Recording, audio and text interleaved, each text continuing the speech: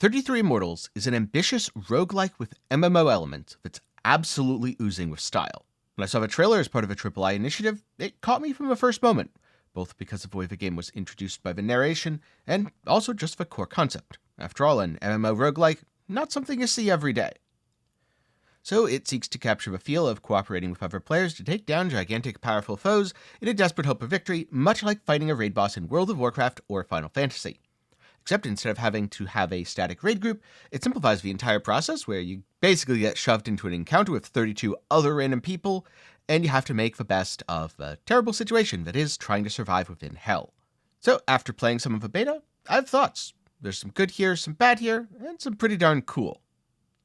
But these are just my thoughts with the beta. So do be sure to get subscribed and leave a like while you're down there, then keep an eye out for future videos. Once the game releases, there's a good chance I'll cover it in more details. First up, the initial presentation of the game and the world is very cool. I love the aesthetics and the Divine Comedy inspiration. Plus, the graphic style is simple enough that you always know what's going on whenever there's anything on screen. You can see spell effects very easily, you can see your attack patterns, you can see the enemy attack patterns. None of this stuff is muddy by flashy particle effects, which is really, really good.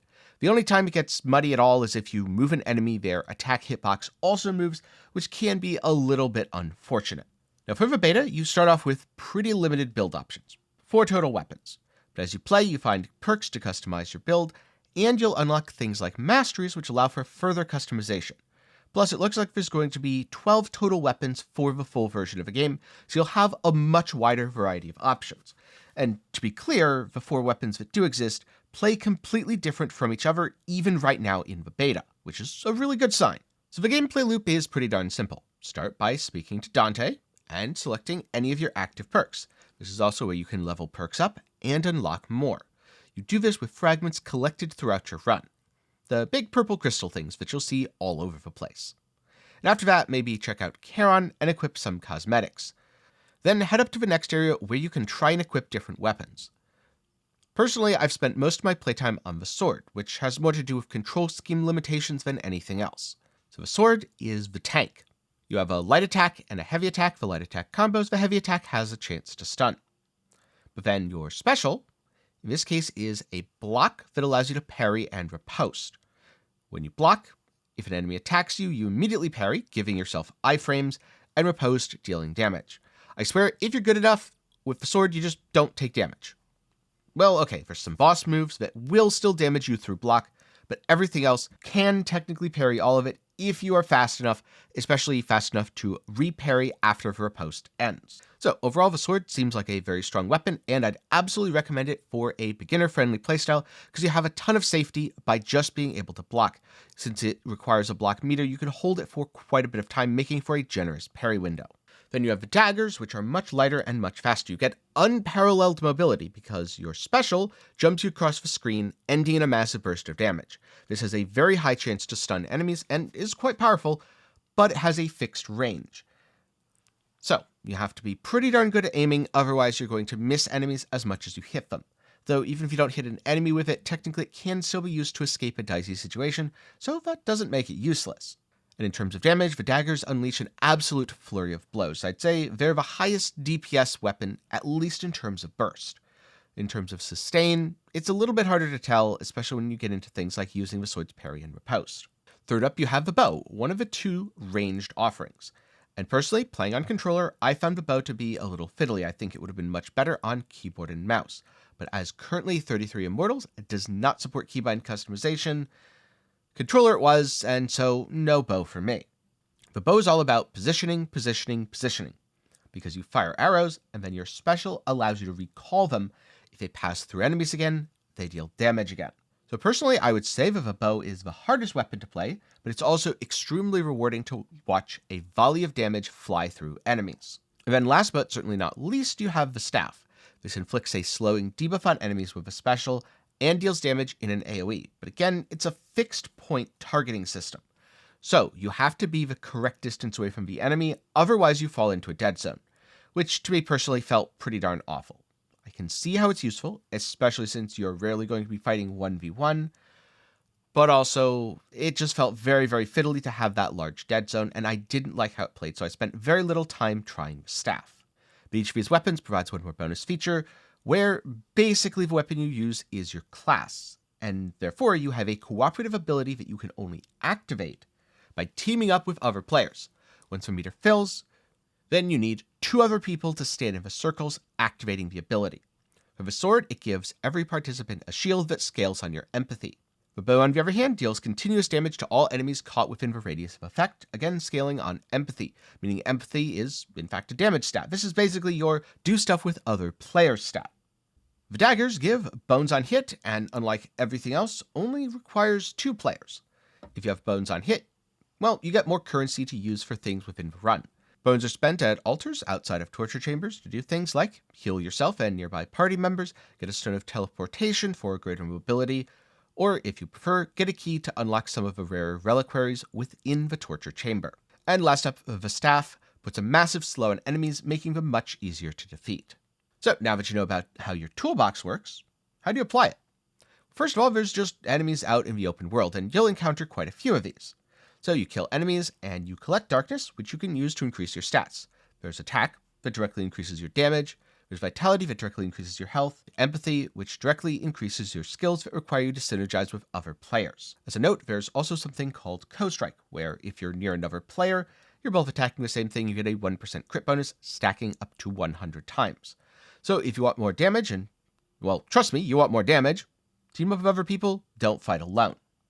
But as you're clearing, you will then see red rings of hellfire appear, warning you of an upcoming event.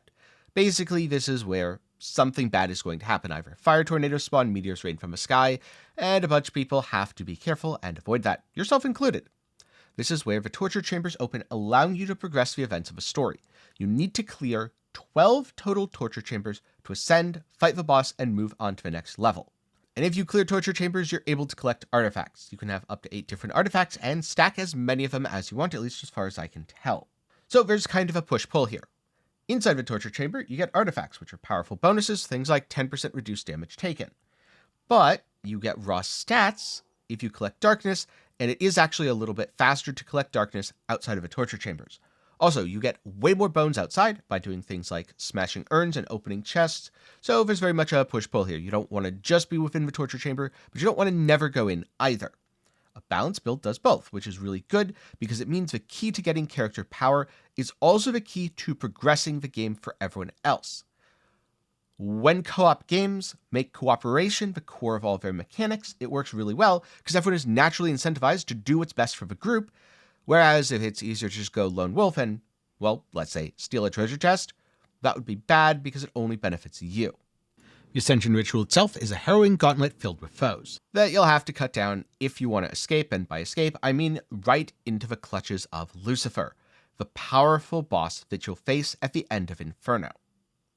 And Lucifer himself is pretty darn epic. He is honestly up there with any boss from World of Warcraft.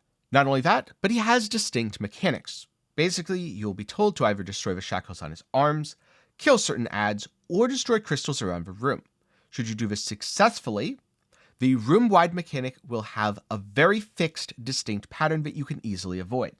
Should you fail to do this, it will be an entire room wipe, or at the very least, deal a lot of damage. It's not necessarily an insta-wipe, but you will probably lose people. Because the way death works, when your health reaches 0, you're a soul. A player can, however, resurrect this soul, and an elite enemy can steal this soul. So be careful, because if you get grabbed, it's not going to be a good time for you. But once you're resurrected, your soul is shattered. This locks your max health to half of what it was before, and very much restricts your future survivability options. If you die again after your soul was shattered, well, it's back to the start, time for a new run for you. And so that's the basic gameplay loop. Kill enemies out in the world, enter the torture chambers, complete the Ascension Ritual, defeat the boss by doing his mechanics. If you complete Inferno, you can then move on to Purgatorio, where there are only 22 players, and Paradiso, where there are 11, though Paradiso was completely locked within the beta, and Purgatorio did not go well every time I attempted it. That said, it's time to talk about the elephant in the room, the thing that stopped me from properly enjoying all the weapons. You can't change the keybinds. Now, since I'm left-handed, that means I'm playing on controller. I've said this quite a lot over a lot of games recently, and I'm gonna keep saying it until it changes. If you release a game into any sort of publicly playable state, including a closed beta, You should have full keybind customization. Number one, this is an accessibility issue, and there are people who simply won't be able to play your game if this isn't in. And number two, even for people who can still play it, it's better to just be able to put everything on every different button. I really wish that platforms like Steam and Epic would take the initiative here and make it a requirement to post a game on their platform. This is also why you're going to see gameplay of a little bit of Daggers and mostly Sword, because aiming the bow and staff on controller was honestly quite awkward. Now the second, let's call it beta bug, was a memory leak. Most of the time the game runs really smoothly, but every once in a while it decides to eat 20 plus gigabytes of RAM and the performance goes to shit, which basically makes it unplayable. I'm sorry to everyone else who was in those runs where I just dipped out, but trust me, I was more useful gone than there anyway. While a few bugs and glitches in a beta are totally understandable, it never feels great when they happen. The third issue, though, feels like a much more core game problem, and that is communication. I can understand why voice chat isn't enabled, as it does bring the potential for toxicity. But right now, the communication of just using emotes here and there seems way too limited, especially for a boss.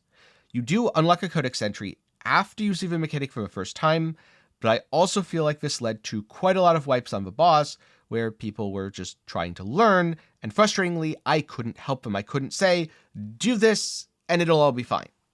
Which also makes me think that if you don't have a pre-made group of friends, this isn't going to be that fun in the long term. So overall, my thoughts on 33 Immortals. The beta shows a lot of promise. There are definitely some, let's call them beta glitches, but the idea of a raid boss simulator or a raid encounter simulator is a cool one. And something that I very much appreciate is they've streamlined things. There isn't a ton of grind to get into the game. It's much more about getting good than it is about getting geared. You get perks quite quickly, and you even unlock weapon mastery after only a few runs. Because all the stats are very simple, it's easy to understand whether you want to use something or put together your own build. You barely even need a guide, at least from my experience so far. And most of the things out in the world are pretty darn self-explanatory, including the boss mechanics, at least if you're willing to go read the codex entries. So in terms of communicating the core gameplay loop, the developer has done an excellent job of building that into the gameplay itself. With that said, I'm curious about your thoughts. Have you tried the 33 Immortals beta? If so, what did you think? And if not, does it look up your alley? Be sure to let me know down in the comments below. And if you're looking for something else to watch, maybe another indie roguelike, well, I recently tried Gatekeeper. That was a lot of fun. And you can see my thoughts on the early access up in the card and down below. Of course, before I go, a special thanks to my patrons and channel members for the continued support. For as low as $1 a month, you cannot make videos just like this possible. Link support is down below. And also, a big thanks to everyone who watched to the end. I'm glad you enjoyed the video, and I'll see you in the next one.